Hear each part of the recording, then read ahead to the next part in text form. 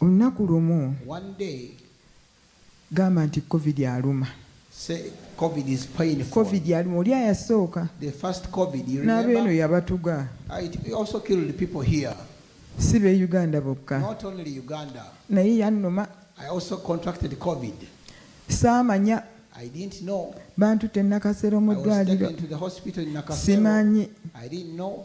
Bwe ntuuka eyo When I went to the wayise ennaku hospital, 3 ne bakizuula nti nnyina COVID. they got to know I had COVID. Ne bagaa nti oyo mulago. And they said, tell her Yokka to gye Mulago. bajjanjabira It COVID. is in Mulago where they can treat Mwanguweeko her. mumutwale mangu e Mulago. Take her to Mulago Hospital. Ngenda okulaba Then I saw mu ruumu mwe nali in the room where I muli ne was, sisita wange ne mutabani I omu was with my son and my sister. bajja bambadde bulala They came putting abasawo on neŋŋa white nti ate gowns. sitole ki And he said, what's going on? neŋŋa tulina kye tujja okukugamba We have come to tell you something. ne mbaga kiki And I said, what is it? mawulire The news si malungi nnyo is not so naye good, nga gakkuyamba but it will help you. ne mbaga kiki I said, what? oyina COVID You contracted COVID.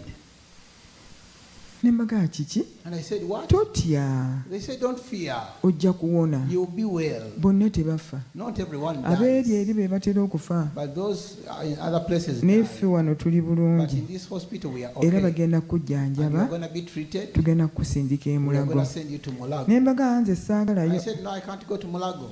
mumanyi naawe ekifaayo You know the doctors there don't care.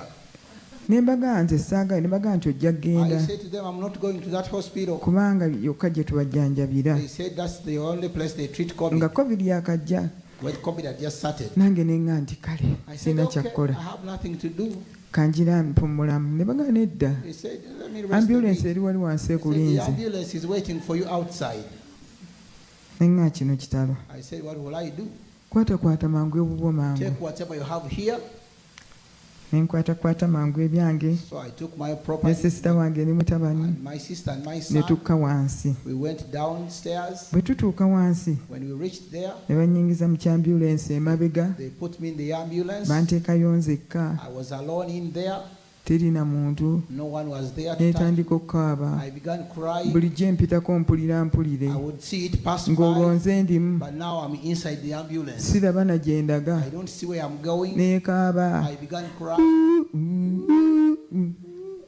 yasibira Mulago. up to Mulago Hospital. I was admitted Nibante Pechitanda. ngenda okusanga eri Then I reached there. bangi abaliyo Many people were sick. ne ŋŋamba I bannange said, oh God. ekijji bakisiba na kkufulu They locked and put on a padlock. kasaba kuwa ekitanda The moment they give you a bed, yingira go in. nga bakisiba They lock the door. poliisi ekuumira The bweru police is watching over us. temutoloka ne mugenda You omukusiiga shouldn't abalala go and affect others. abasawo The doctors, bamala kwambala they put on their attire okujjayo and to come see. abafumba emmere Those who bring food, bagireetya ku troli they bring it on a lorry ne basindikayo and munda they push it in ne baggalawo and they lock the door.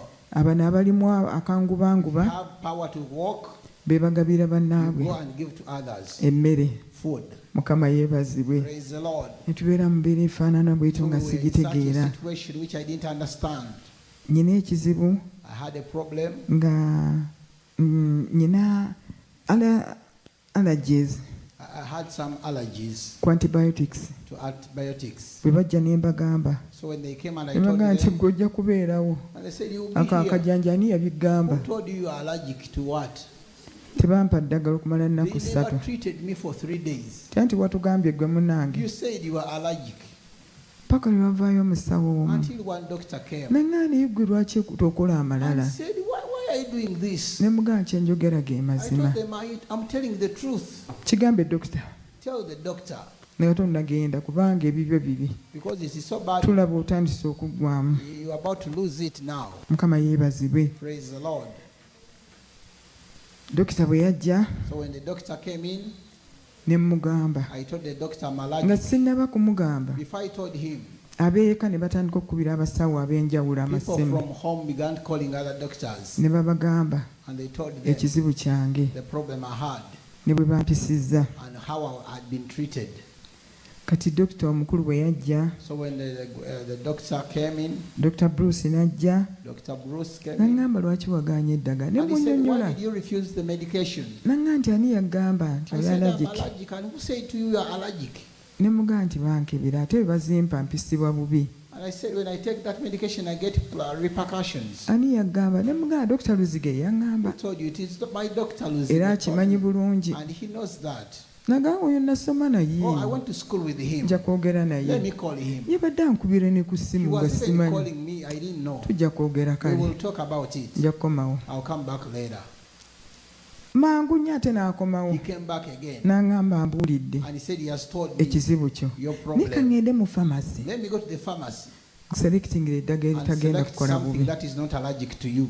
N'agenda So he left. mba ndi awo ssaawa ng'emu In about an hour, ng'akomyewo n'eddagala lingi he nnyo. came back with so much medication. N'aŋŋamba nti ligenda And he kukuyamba. said, this medication will help you. Ne neeyanza. And I said, thank Naye you. ng'olwo ntandise okuggwaamu And I amaanyi was losing my strength. n'okisigeni I was losing asse oxygen. nnyo. And I was losing the Naye gamba levels. katugezeeko. They said, let us try. Naye nga But tekiri bulungi. you are not okay.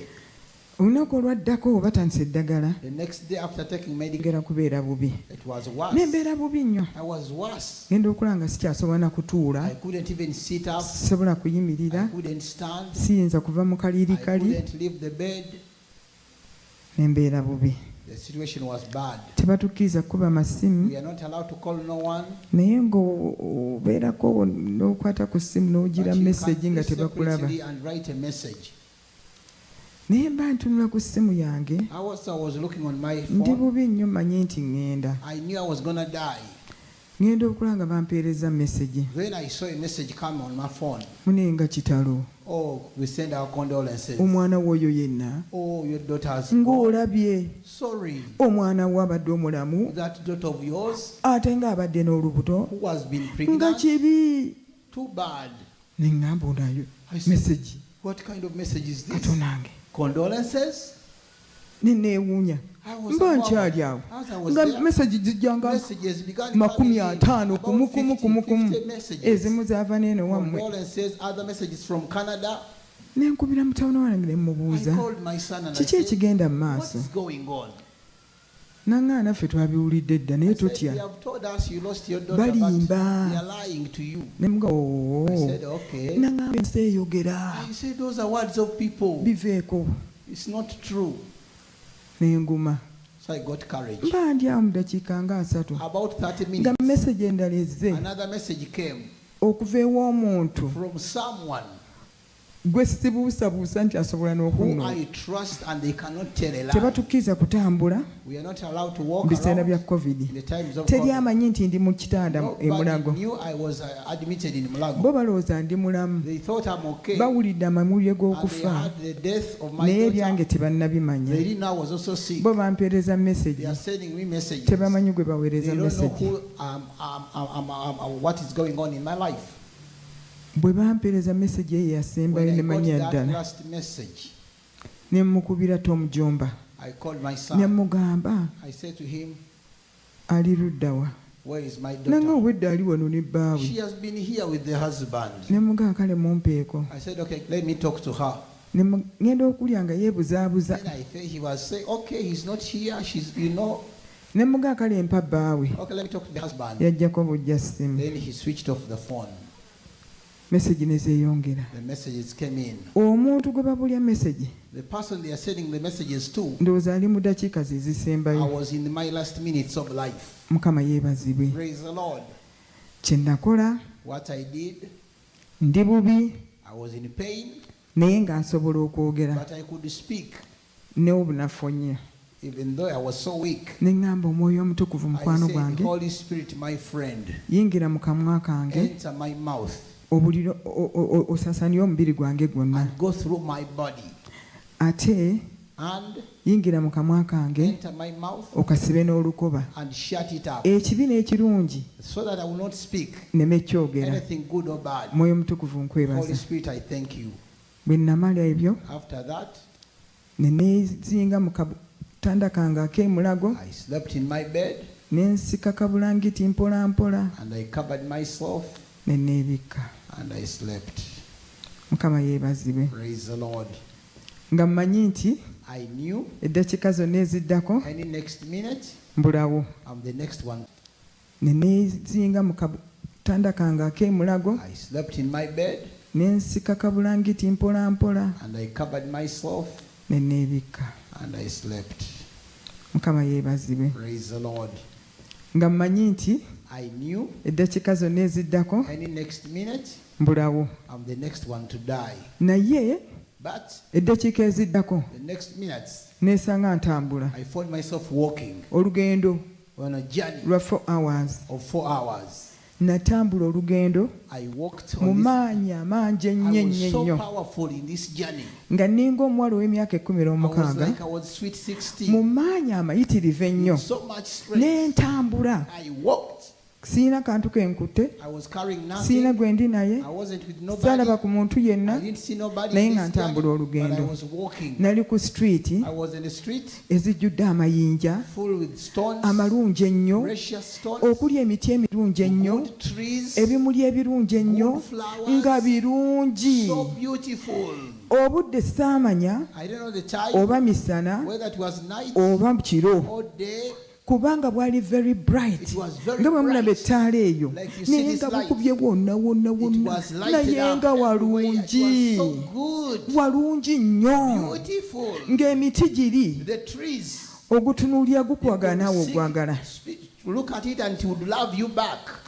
Ebimuli biri The flowers, bivaamu amaloboozi they had amalungi ennyo. good voices. Amayinja gali The stones, gategeera nga gwe they bw'otegeera, have understanding. nga buli kimu kirungi nnyo. Everything was so Ne good. ntambula And I walked, nga neeyagala and I was rejoicing olugendo lwa ssaawa 4. For 4 hours. Olugendo lwange lwankomya, When I stopped walking, natuukira ku nnyumba yange, I reached the house. ne ntunuulira ennyumba I looked yange, at my house. ne njagala, I liked ne it. ngyetooloola, I went around ne it. ngiweeweeta, I touched ne it. nsanyukira ennyumba I was yange. so grateful. Yalina kkala bbiri, It had 2 colors. yali ya cream ne It green, has cream and green. nga nnungi. The house was so Ne good. neetooloola ennyumba I yange, went around my house. eri teryakulaga njuuyo. No one will show you your house in heaven. Omanya bumanya nti You eyo just eyo. know this is mine. Nazirabayo nnyingi, I saw so many houses ezitannagwa, which are not yet finished. ezaggwa edda, Those who are finished, ezizimbibwa, those who are being built, eziri ku njegoyogezi those who are z'okugwa. about to fall from salvation. Mukama waffe yeebazibwe, Praise the Lord. zonna gye ziri. All those houses are there, Mukama yeebazibwe, Praise the Lord. ate nga z'abantu. and they belong to people here. Ndowooza si zammwe abali wano, Maybe not from Edmonton. ndowooza wazanza zaali zaawiggwa dda nga nnungi, Maybe your houses naye are already finished. nalabayo But I saw houses enjo z'enjawulo. which were about to fall. Naye neebaza But Katonda, I thank God, ennyumba yange mine nagiraba, was already ne finished. njagala nnyo I liked it so much. nnyo, So much. nagyetooloola I went oba around emirundi it. eka, Maybe how ne many times ngitunulako, I looked at ne it. nsanyuka, I rejoiced. naye But saayingira, I couldn't enter it. n'ekyaŋŋana okuyingira And I sikimanyi. don't know the reason why I couldn't Mba enter it. nkyali awo, As I was there, ate amaanyi ne ganzijawo, then the power took me ne away. ntandika okutambula I olugendo began walking again olulala ssaawa era 4. for about 4 hours. Olugendo we lwankomya, Where I stopped walking, ng'omwami wange alinga I wali. saw Pastor Tom there. Olugendo we And nalukomekkereza. that's where I stopped walking. Olwokubiri olw'essaawa ennya The endala, second time walking back, nkomyewo olwo, now I've returned.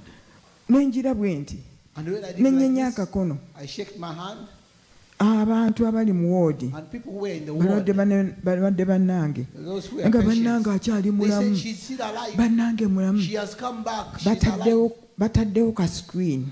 They had put a screen around. Ebyo byonna byaliwo kawungeezi. That happened in the evening Ssaawa hours, 11 awo. around 5 p.m. Kaakati eri bw'ogira, So when you die there, tebakutwalirawo, they don't take you to the ate mortuary. bakutwala nkeera. You have to wait for the Osulawo next day. katanda. You will stay there on your bed. Mukama yeebazibwe. Praise the Lord. Banga nange byali bingi, So many things nga were nabo happening. bakooye They were tired of carrying okutwala. dead bodies. Mukama yeebazibwe. Praise the Lord. Nga oba banaatuyamba no bamutwala abeewaabwe mangu. Maybe they said the owners will come and take the body earlier Maybe. simanyi kye balowooza. I don't know what they thought about me. Njagala okubuulira I want to tell ne you. bagamba n'akyali mulamu muyite abasawo She's shaking herself. ng'abasawo tebaliiwo, The doctors were not there. abaaliwo Those who were nga there, nabo they bakoowu, were tired. teri abanenya. Nobody would accuse Mukama them. yeebazibwe. Amen. Naye ngenda okudda bwe nti But engulu when I came back to life, nga mpulira obulamu. I felt I was alive. Mukama yeebazibwe Praise the Lord. nga mpulira obulamu I felt life singa bwe again, nabadde not as I was mba before. nti nenzijukira Then I remembered nti omwana yafudde that I lost my naye nga daughter. si byendiko, But I didn't mind. nkaabira nnyumba I yange. was crying for my house. Ndabye nnyo Oh, obutayingirako mu nnyumba why didn't yange. enter my house? Lwaki sisigadde mu nnyumba Why didn't yange? I enter? Ne mpulira bubi nnyo. I felt so bad. Njagala ennyumba yange. I liked my house. Ne nkaabira ennyumba I yange. cried for my house. Nze njagala okubuulira Let me tell you, sikaabiranga ku I mwana will wange never n'olunaku cry for n'olumu. my daughter who I lost. Mukama yeebazibwe. Amen. Naye nakaabira ki? But I cried for Nnyumba yange. my house. Lwaki? Why? Omwoyo omutukuvu oli gwe The nayita Holy Spirit I called ne upon. mungayingira mu bulamu And I told bwange, him, enter my body. woyeyesaasanya omubiri gwange gwonna. And go through my body. Yakola omulimu munene nnyo, Did a great work. n'ansangula amaziga.